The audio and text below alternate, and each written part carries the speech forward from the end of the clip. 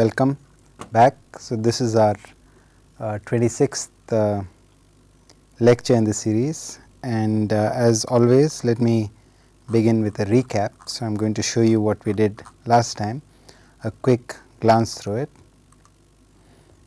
So, in the last lecture we looked at the title was examples of junction tree construction, and first what I actually did was I stated a theorem in which I actually stated that if the local domains can be organized into a junction tree, then that junction tree will have the properties of a maximal weight spanning tree. So, that means that in order to try to construct a junction tree, it is logical to start by trying to construct a maximal spanning tree. If that maximal spanning tree is a junction tree, then okay, then you are in then you will have a if that maximal weight spanning tree satisfies a certain inequality, as it turns out, then you actually get a junction tree, and we went through that last time.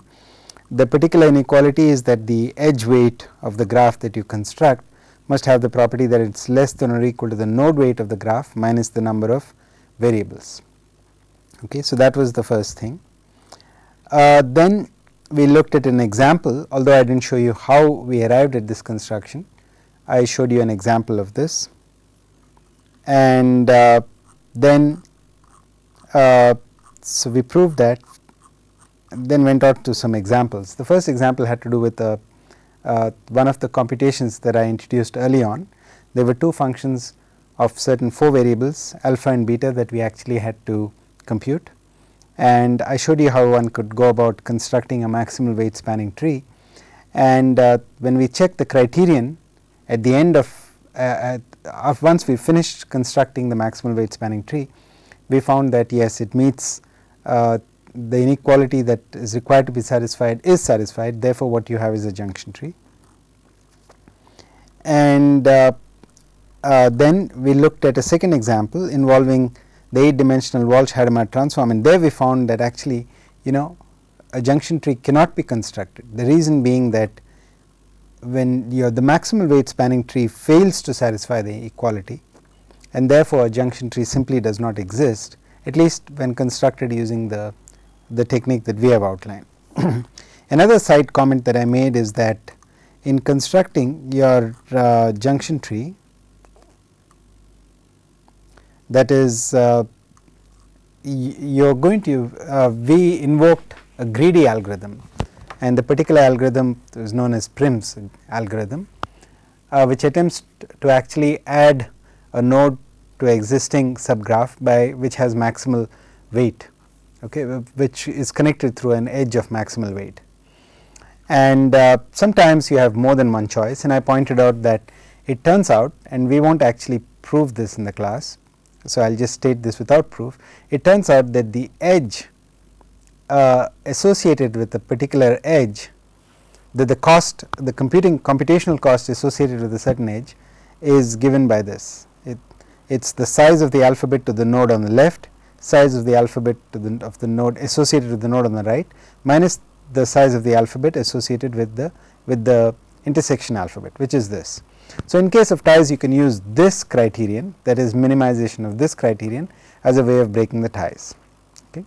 So, I think that is about where we were, and what I would like to do today is continue that, and we will look at an example, and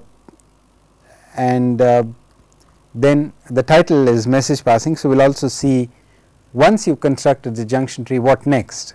It turns out that the next step is to actually pass messages, and we will see how that is carried out.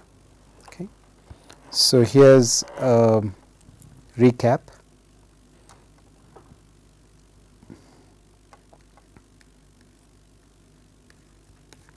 Let me just adjust my setup a little bit here.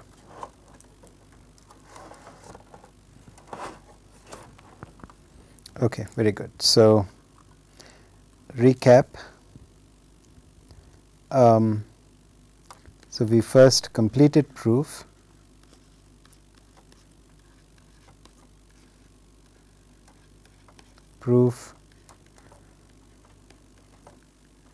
showing that a junction tree, if the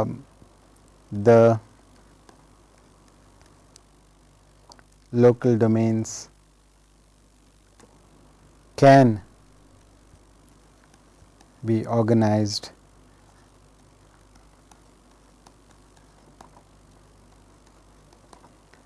into a junction tree. So, there is an if there, is necessarily, so I will just put IE, is necessarily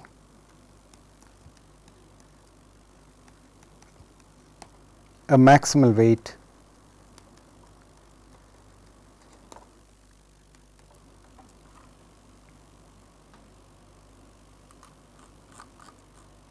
spanning tree.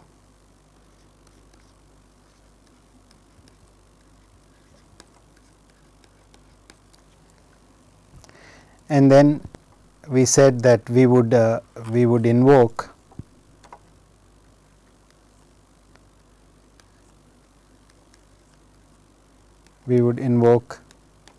Prim's algorithm. I will write greedy algorithm in brackets,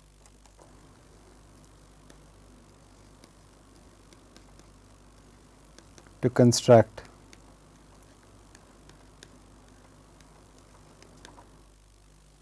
a maximal weight spanning tree. So, perhaps I should abbreviate this. Let us just call this an MST. Now, in the literature, MST often is used in the sense of a minimal spanning tree, but there is not much distinction, because you change the sign of the weights and you can go from a maximal weight spanning tree to minimal. So, there is no real difference there. So, we would invoke Prim's algorithm to construct an MST.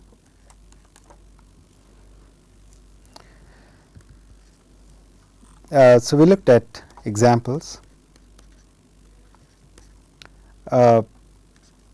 The example of a simple computation, or a pair of simple computations.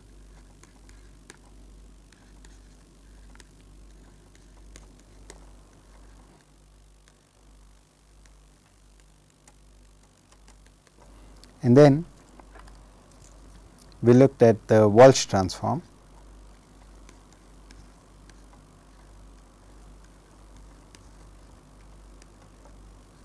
And we saw that for the first example, we were in fact able to construct a junction tree. However, in the second, a junction tree, as according to Prim's algorithm, cannot be constructed. Okay.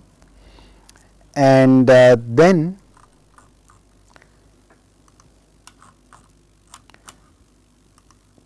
that brings us to our next example, which is that of our 742 code. So, the third example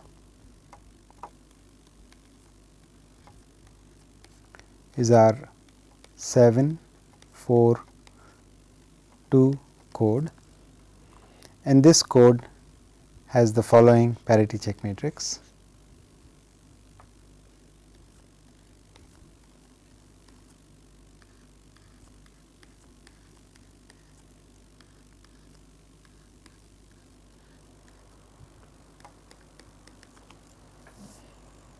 And if, for example, let us say we were interested in trying to decode the fourth code symbol in a particular instance, given the entire received vector p of x4 given y, this we have shown earlier that this can be computed according to, you can pass on to a computation of this type.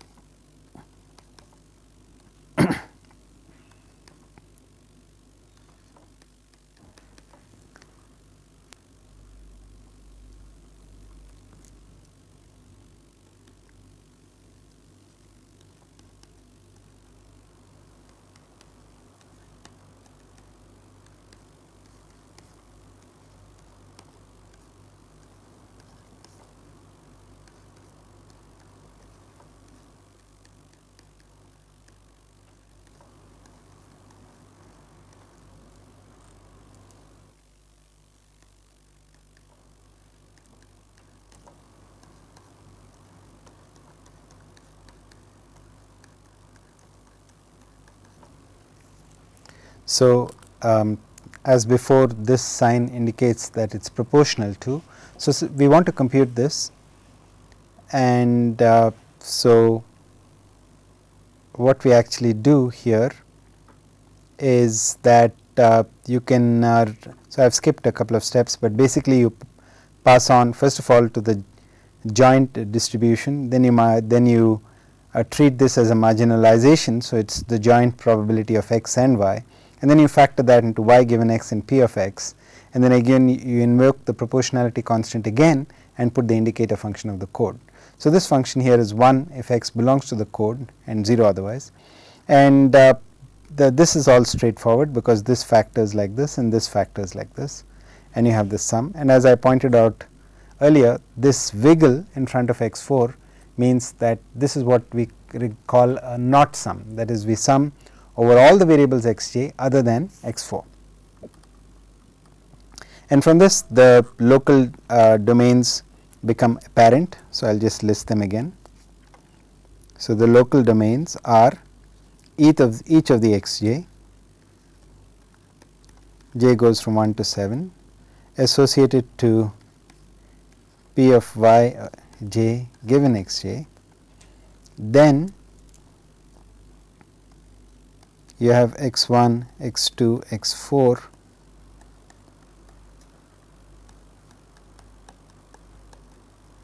So, here these are the local kernels.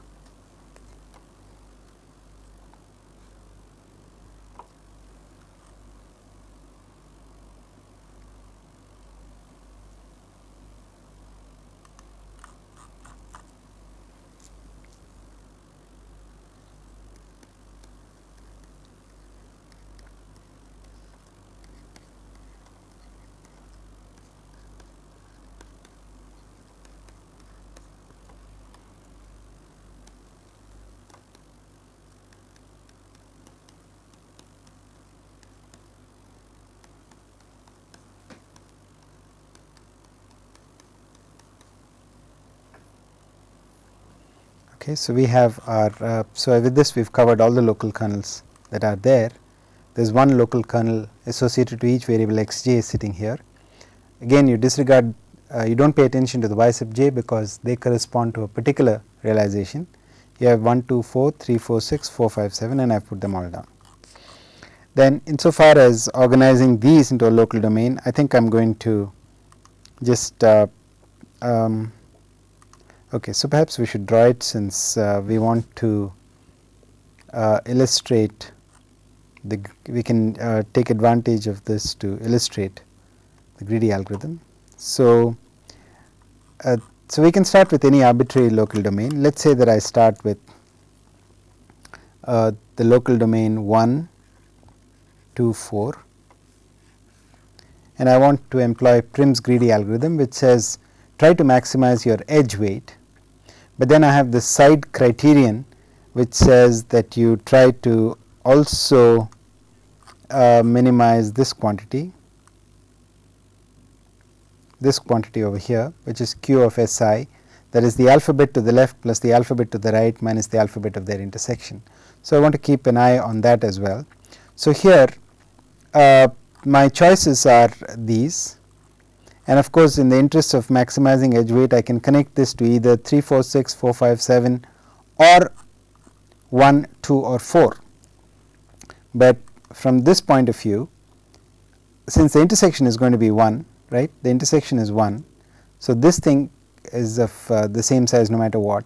You are trying to minimize this, and it becomes clear that you should connect to either a 1 or a 2. So, we will connect to a 1 over here.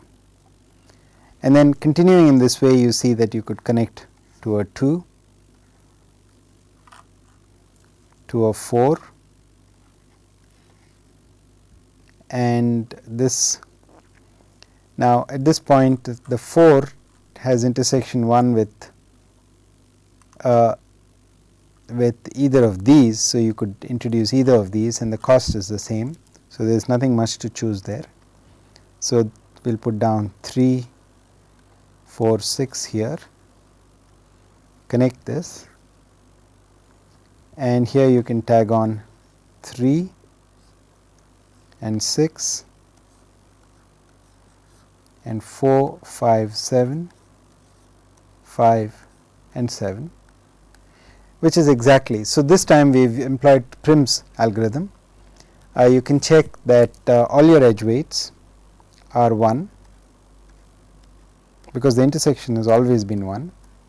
So, the node weight, of the graph is 7 plus 9, which is 16. The edge weight is 9. So, the node weight minus the edge weight is equal to 7, which is equal to the number of variables, and we saw this earlier. So, this is in fact a junction tree. Okay. All right. So, now what I am going to do is I am going to, this part over here was a repetition from an earlier lecture. So, I am going to, I just put that down just to jog your memory in a way. So, let me get rid of that. So, this is a junction tree, and I also will not be needing these edge weights.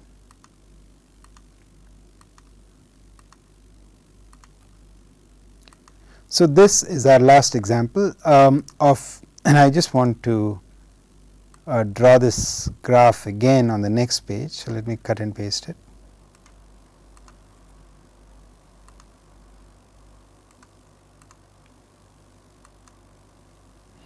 All right. So, as I said, this was our last example. Our next goal is, I just want to move it to the center a little bit. Let us see if I can do that. Okay, that is good. So, so what we have done, just to recap very quickly and give a broad overview, we have actually stated that there is a certain problem called the MPF problem, where you are given the objective is to marginalize a certain product function. And then we said that the first step that we will actually do is to actually identify the local domains and the local kernels, and then we will try to see if we can organize the local domains into the structure of a graph which is known as a junction tree. Now, sometimes that is possible, sometimes it is not. Okay. So, now let us assume it is possible, like in this particular example. Then the next step in actually computing the objective functions, so in all of these there could be multiple objective functions, each associated with one of the vertices, right. So, if you go back to our original formulation of some time back on the GDL, let us see if I can bring that back.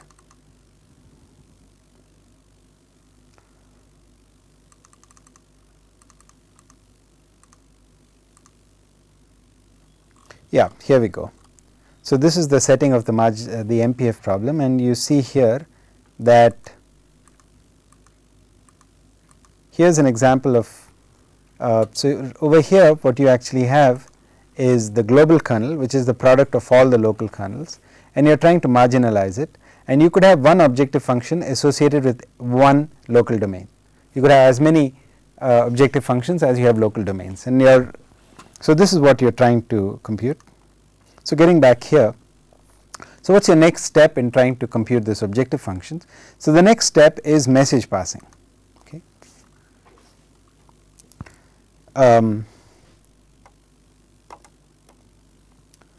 So, step 1 in solving, and I should put where possible,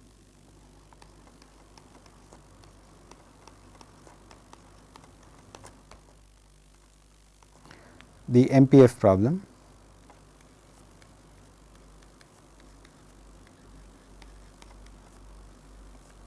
is to organize the local domains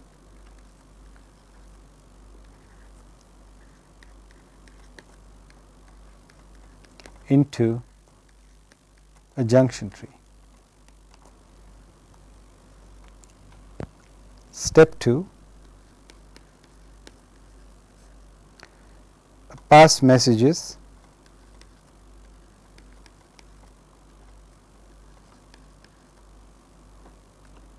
along the edges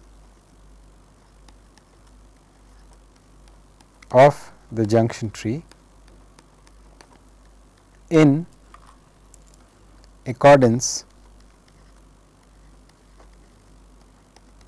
with some schedule.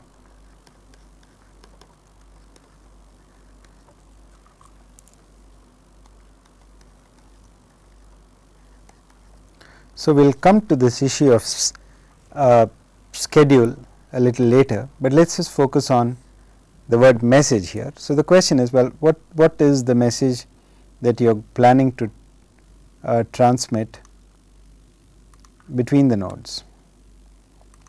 So, in general, let us say that you have a node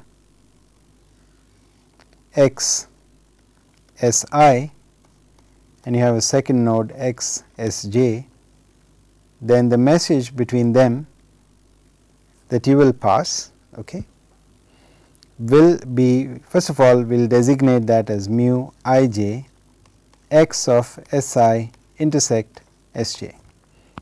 Okay, so, that means that the message that is passed between the two will be only a function of all the variables that are common to both of these local domains. What exactly is the expression? The exact expression is that mu I j of x s I intersect s j is equal to the sum over x of s I minus s j of alpha I x s I times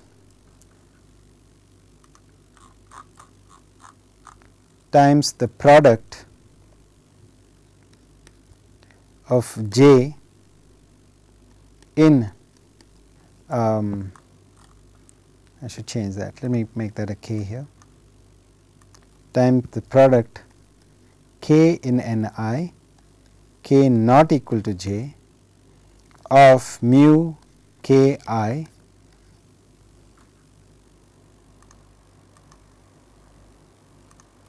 of s s k intersect x s I. So, this then is the message that you will pass.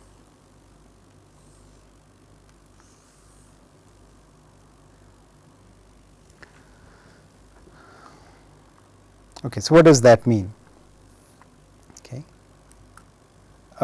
So, let me expand this figure a little bit on the next page.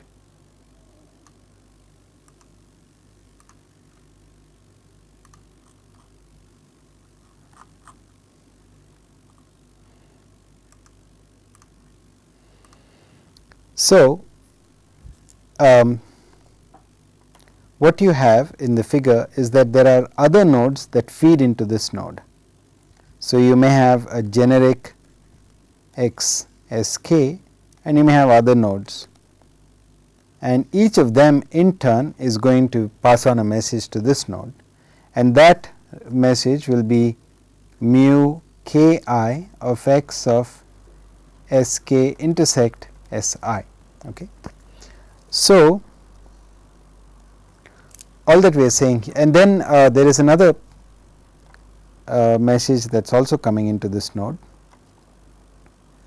which is the particular local kernel of this node. So, from a graphical point of view, it is very simple. We are just saying that the message that is passed along this edge is simply the product of all the incoming messages to this node times the value of the local kernel. One thing to keep in mind is that there is no memory in this system, in the sense that the message never depends upon what happened, what messages were passed in the present. So, it could happen in a network that you will continuously be passing messages between nodes, and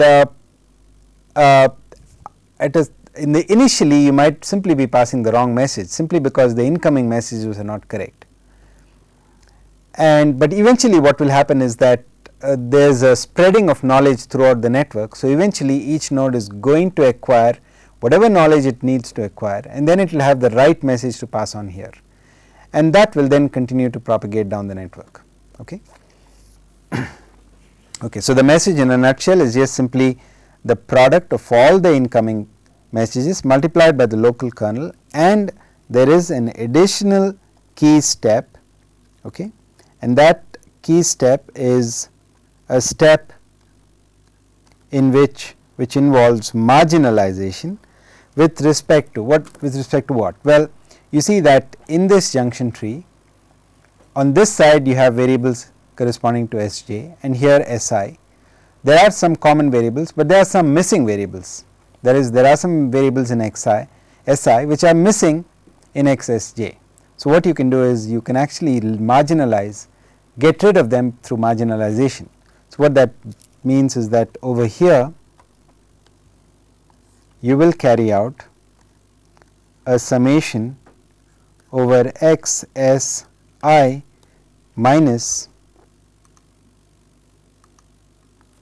minus Sj, right, and that is exactly what this expression is actually telling you. And this Ni here, Ni is nothing but the neighboring nodes of node I. Okay.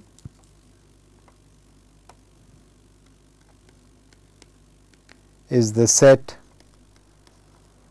of neighbors of the node Xi. Okay. This is of course in this graph, in the junction tree.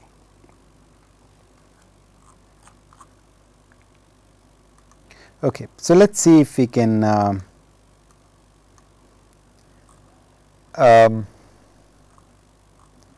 do an example.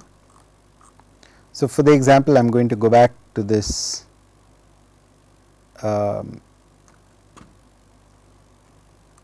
decoding of this code. So, let us select the page and copy it over.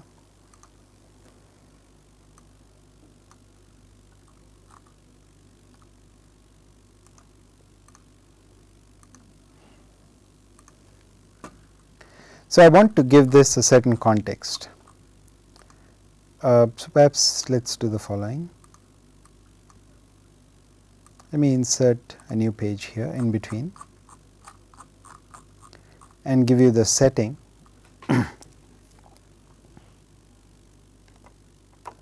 So, example of message passing.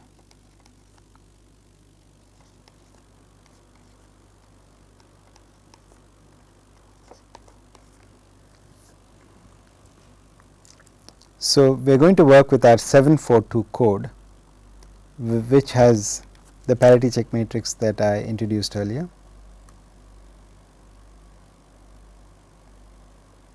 Okay, so perhaps I will put that down here.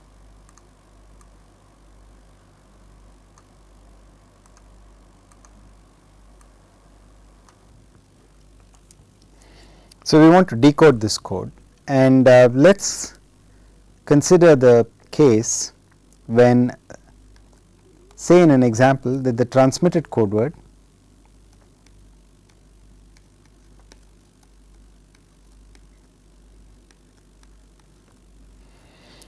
x is given by, well, I need to make sure that h times x is 0, but you can check that that is true for this example. Okay. So, what I am doing here is I am taking the middle force symbols equal to 0, and I know that that will work because if I add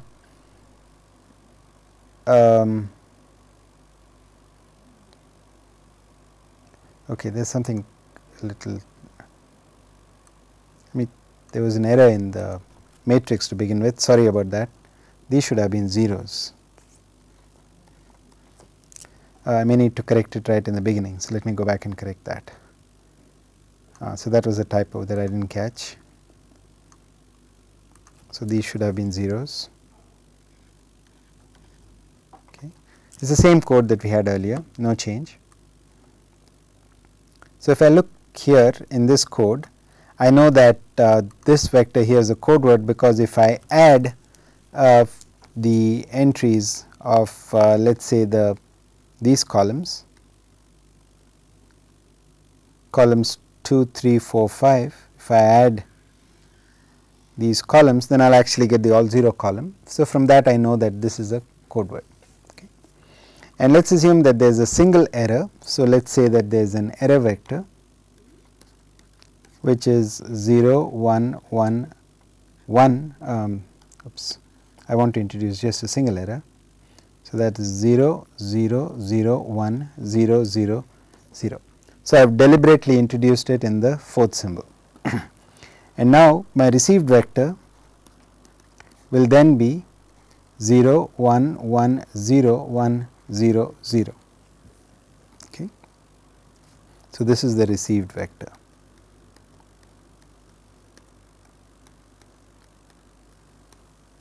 So, my aim is to actually correct this error here, okay, this error that was actually introduced, which means that this particular symbol was actually in error. Now, I will also assume that, so I guess I need one more page here.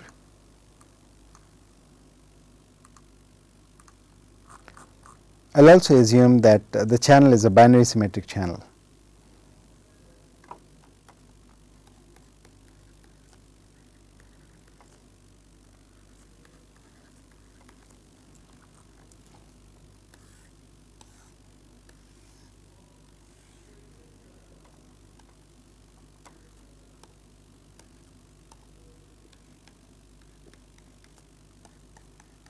So, here are the crossover probabilities.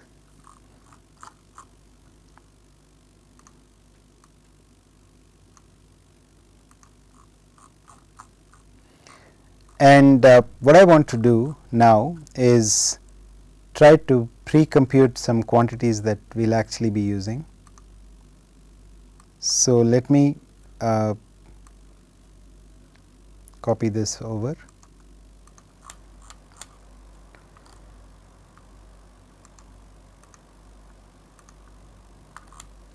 And what I want to do is I want to compute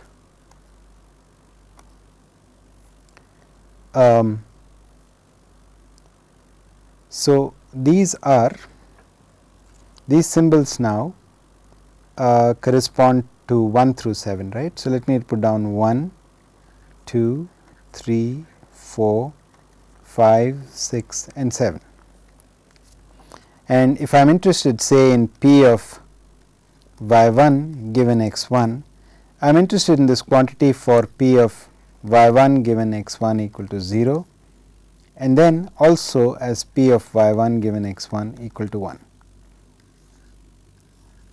So, that brings me to another comment that I need to make. That is, in here the messages, so we have given a formula for the messages that are passed, and you can see that these messages are functions of these messages are a function of certain variables. So, what does it mean to pass as a message a function of a certain variable? Okay, so, the variable can take on different values. So, what does it mean to say that I want to pass on a function? Well, the easiest way to do it, and which is the way we will follow, is just to actually say that here is a function of a certain set of variables. We will evaluate this function for all possible values of those variables, and we will pass on that as a vector. We will write them down as a vector. So, in message passing, you could think of the messages as being functions, or you could think of them as being vectors which spell out the values of all possible values of the function. So, in our case, in here, as it turns out, our messages are often functions of a single variable. Like for example, when you are passing this conditional probability as a message, then this is the kind of a message that you will actually end up passing. Okay. So, we will write this as a vector. Okay. So, we will just make a small comment here. This is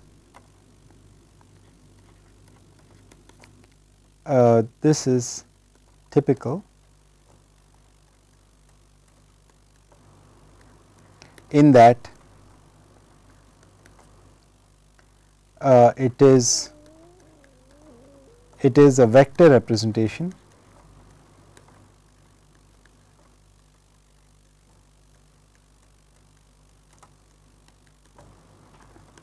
of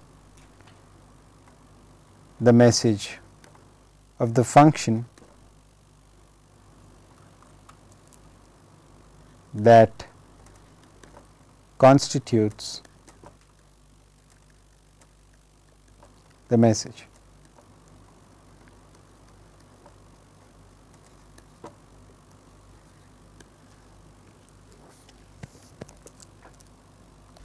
So, in this particular instance you can see that since y1 is 0, okay, you can actually evaluate this, and this is a binary symmetric channel. So, the probability of receiving a 0 given that you transmit a 0 is 1 minus epsilon, and this is accordingly epsilon.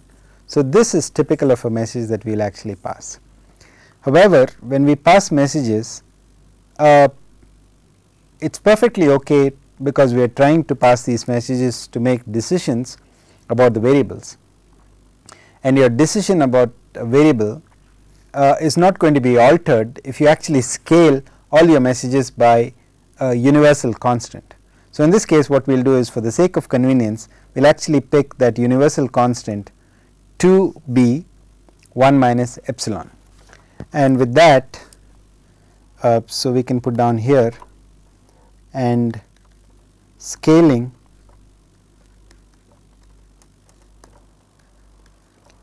by 1 minus epsilon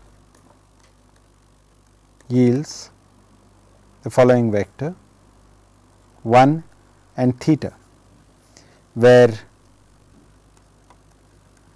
theta is epsilon upon 1 minus epsilon. Okay, this is purely for the purposes of simplifying our computation. Okay. Okay, so with this introduction,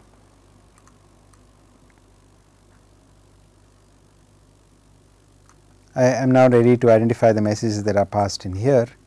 So, just as, see, this is the local kernel associated with the node whose variable is x1, right. So, I think in identifying the local kernels, it helps to actually have in front of us the received vector. So, let us copy that over again,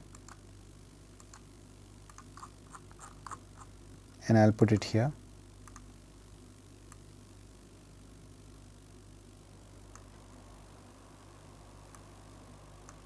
Okay. So, keeping this in mind, so wherever we have a 0, the particular local kernel will be a 1 theta. Wherever it is a 1, what is going to happen is that the positions of the epsilon and 1 minus epsilon get interchanged. So, you will have a theta 1. So, wherever there is a 0, let us put down a 1 theta. So, these then are your local kernels. So, you have 1 theta, again you have 1 theta here at 4, and then again at 6 and 7. So, it is 1 theta, 1 theta, and for the other nodes we know that the local kernels are theta and 1. Okay. So, now we do not need this anymore, because we have got this figured out. So, I will remove that, and we will write this then is theta 1 and theta 1. So, these then are your local kernels. Okay.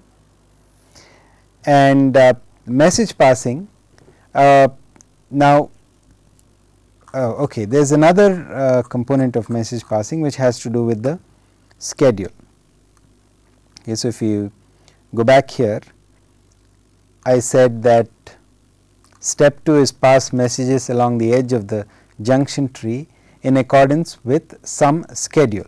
Okay.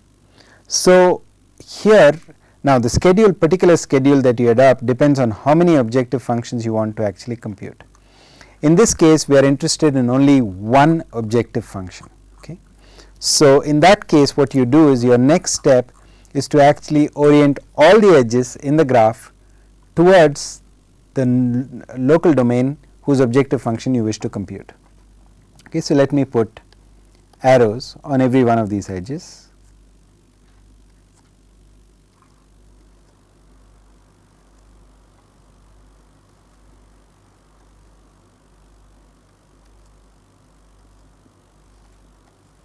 Okay. So, now you have oriented all the edges towards the central node x4 and you want to pass messages in the direction of the arrows.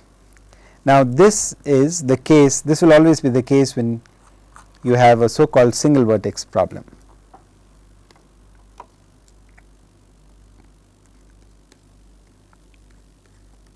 So, in the case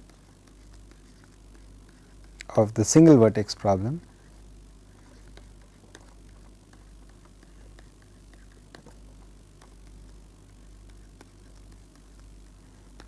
there is just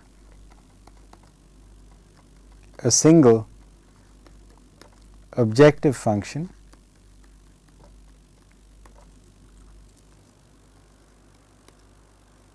to be computed. So, one orients all edges in the junction tree towards the corresponding local domain.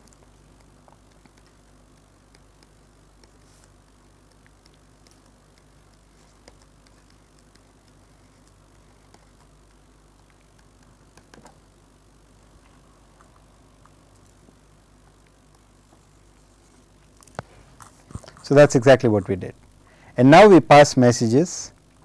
Now, remember what I told you earlier, that there is no memory, but it is most effective to pass messages when a node, see it is when you it is most effective if a node passes messages only once it has heard from all its neighbors. So, I will illustrate. So, for example, here this node, initially what will happen is that the local kernels, like this node, has not initially received any messages from either these two nodes. So, it is not quite ready to pass on a message to node 4. On the other hand, there is no harm in doing so, because node 4 can simply wait until it receives the correct message. Okay. But so, but on the other hand, you are just wasting a computation. So, if you did not want to do that, what you could do is you could actually start with those nodes that do have correct messages to report. For example, these so called leaf nodes in this tree have their local kernels, and that is all they actually report. So, I guess I should add to this that this message schedule is for interior nodes. So, what happens is that at the edges of the network, the message that is passed is simply the local kernel. Okay. So, I should perhaps add that somewhere. So, let me introduce here a note.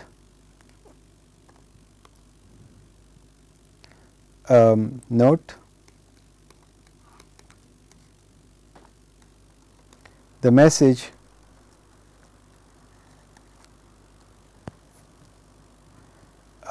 mu ij x of si intersect sj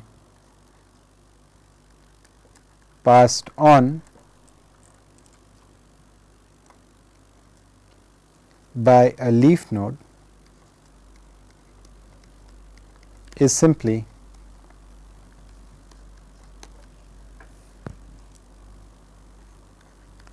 the marginalization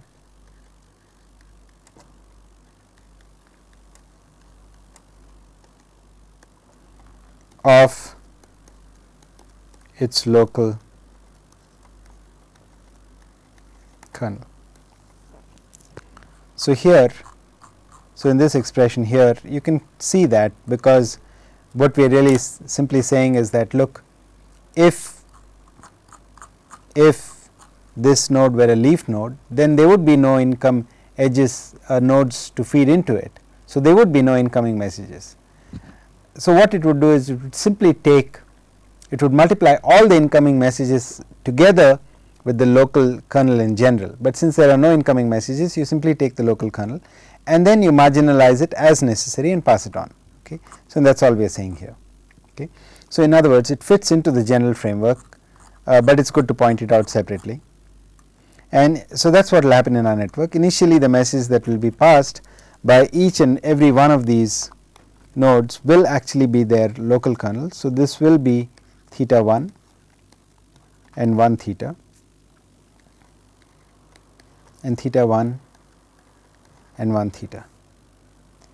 And similarly these nodes can also send in 1 theta and theta 1. Okay. And once they have done that, now at that point these parity check nodes, okay, are ready to pass their messages because they have received their incoming messages. So, perhaps what we will do next is we will copy this page and focus on the action at a particular parity check node. You have to be a little bit careful, make sure that I insert the page at the correct spot. I think I want it inserted at the edge. Let us see if I can actually do that.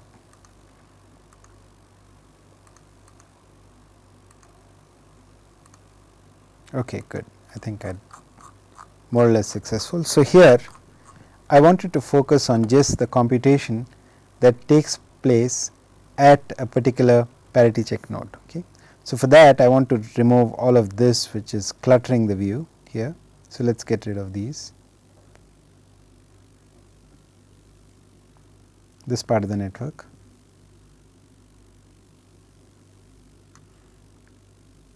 So, we have this. So, we are saying that look, and also I want to move this a little bit. So, let us move this. This is the local kernel, but let us move it here, let us say, and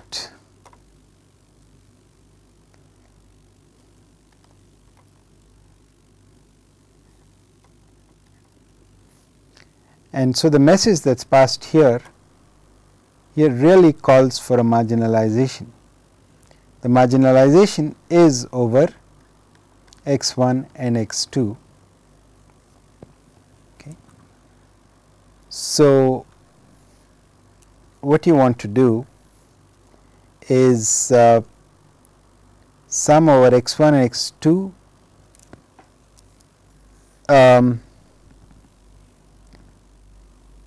of p of y 1 x 1 p of y 2 x 2 times chi 1 to 4 chi 1 to 4 of x 1 x 2 x 4. Okay.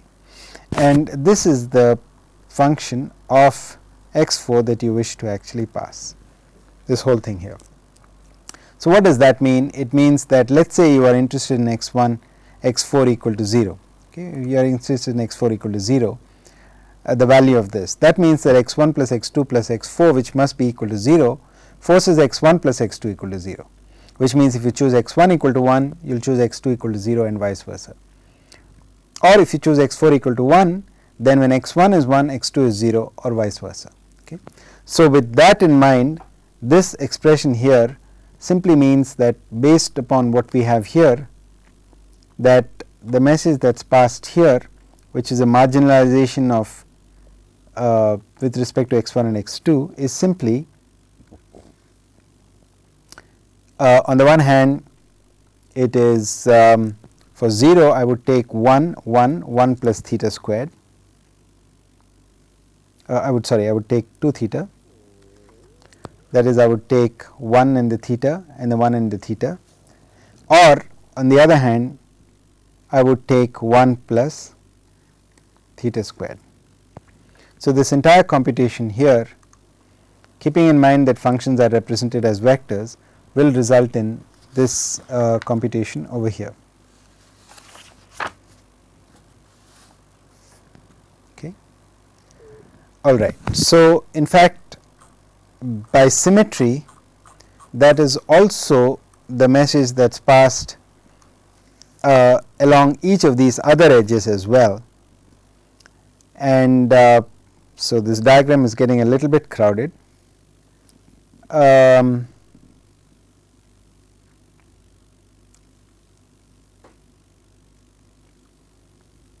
but I think it's worth it to let's just take the extra effort to focus on one last computation.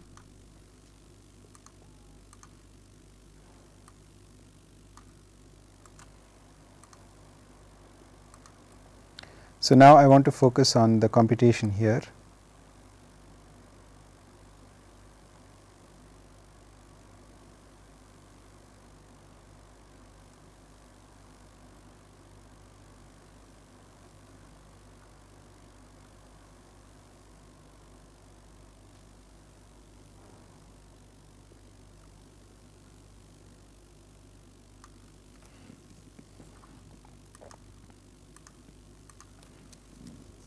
So the computation that's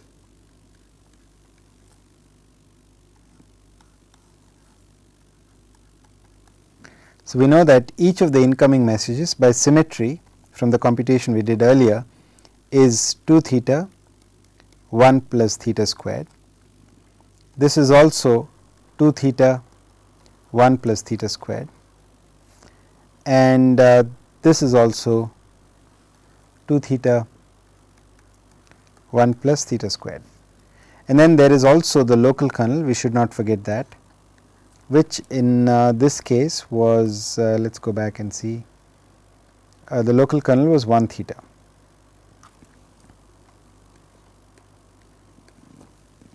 So what happens is that in the end what you want to do is, when you want to compute your objective function, is just simply to take the product of all the incoming messages along with the local kernel. So then your objective function that you compute is, and we just have 2 minutes left, so I will write this and summarize in the next class. So this turns out to be, what you are doing is you are just multiplying all of these functions. So that turns out to be 2 theta the whole cubed times theta into 1 plus theta squared the whole cubed, which, and remember that theta is equal to epsilon 1 minus epsilon. So this thing, since epsilon is small, right, this quantity is a small quantity, we can approximate this by just taking the leading term, so which is 8 theta cubed here, and theta here. We will neglect higher powers of theta in the denominator. So what this is saying is that, look, what I am going to give you at the end of this computation is the likelihood function of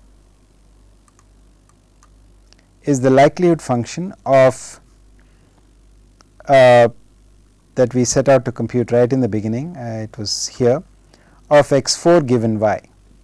And what we have shown at the end is this result here, which says that the probability that it's 0 is like theta cubed, the probability that it is 1 is like theta. So we think it's actually a 1, okay. But I'll just quickly review it in the next class. So basically we've looked at a further example of message passing decoding, right. So we'll stop here. Thank you.